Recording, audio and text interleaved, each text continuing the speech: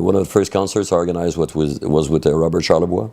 To me, that was very impressive because in those days I was also attempting to be a journalist, so I got to be the promoter and I interviewed him for my college radio.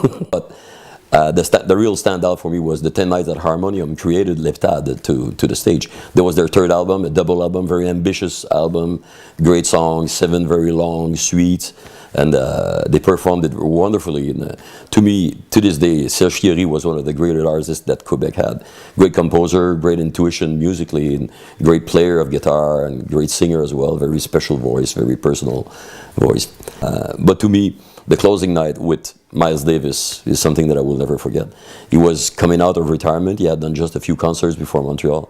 And just to see him, I mean, he was like a god for so many musicians. A musician, but also a great promoter of the music. I mean, this guy invented a music style on its own. I mean, he's been like 4 eras of jazz that he's been very influential with. So you cannot deny that Miles Davis Presents at the festival for me meant a lot.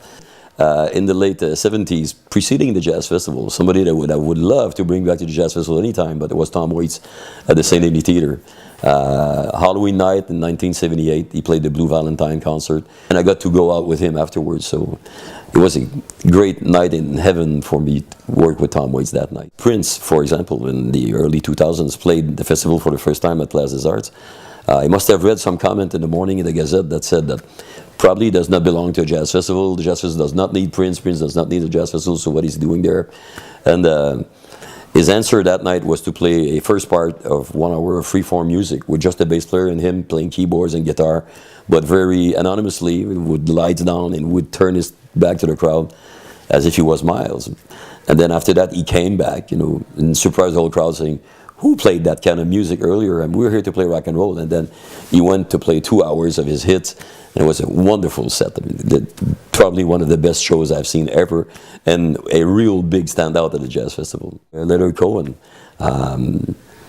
he's hired so many jazz musicians throughout his career. His first concerts actually were poem readings at the L'Hermitage with jazz musicians behind him. So to me, it was not a big stretch to invite Leonard Cohen at the Jazz Festival. The concert we organized last year after the killing of one sound technician in the Metropolis on election night, all the way from Céline Dion to Arcade Fire, and then Patrick Watson, and Martha Wainwright, and Louis-Jean Cormier, and Vincent Vallière. Tonight, it's about being in the moment, because this won't be repeated. And it's not on a small screen like this that you can repeat moments, Instead of watching this whole thing through a small screen. Anyways, it's detrimental to the people in the back of your telephone. We should all refrain from doing this tonight. And I asked the crowd not to do it.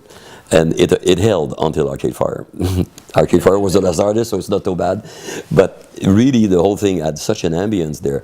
It was not a media zoo. It was not, a crazy crowd with their social media. It was as a little multi-confessional mass, which to me is, when I think of a concert now, because they say, well, records are down because people can tape them, can copy them, and all that.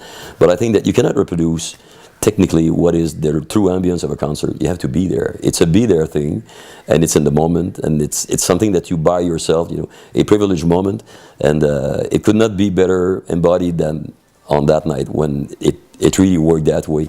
And very often before that, I had thought, of concerts as being like a gathering, like a mass. When I was young, I would go to the mass.